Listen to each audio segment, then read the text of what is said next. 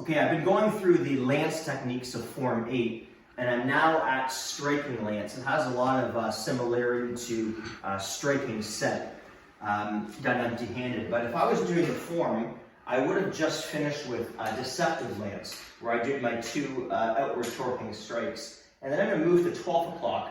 My right knife, I'm going to flip that. I'm going to do an extended outward block. Notice that I'm not blocking this way. The blade is towards 3 o'clock, so I'm going to use the blade to cut as I block. So if I try this again, I did my deceptive lance, I would step up, and this would strike to the side of the neck, it would flip around and go to the throat, and then down to the ribs. Okay, so if you watch that again, both would be in the normal grip. I'd flip my right knife and go 1, 2, 3. I'll do it one more time. So I'm at my ending of deceptive lance. In other words, I did this. So now I step up and go 1, 2, 3. And if I was doing the form, you notice the coordination. I would flip and I would do the other side before I go into protecting lance, which is the technique after that.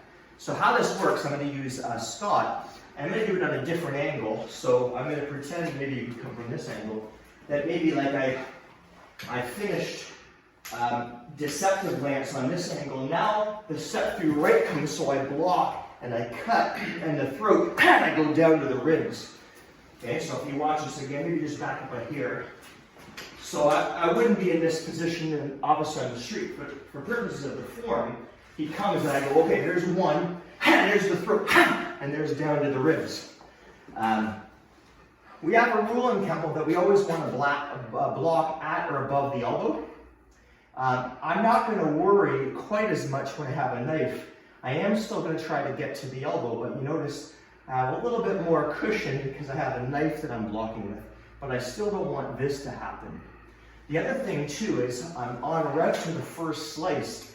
If the arm is in the way, I'm not going to force an awkward strike. I might just cut the arm en route. In other words, if I'm here, look, I don't care what's in the way. Okay, we'll treat it on this angle.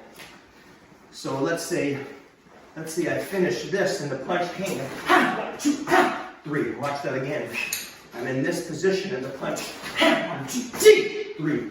So it's very fast. I go side of the neck, throat, circle it, and I go down to the ribs, similar to if I was doing striking set, and I hit them with the hammer fist. So again, that's it.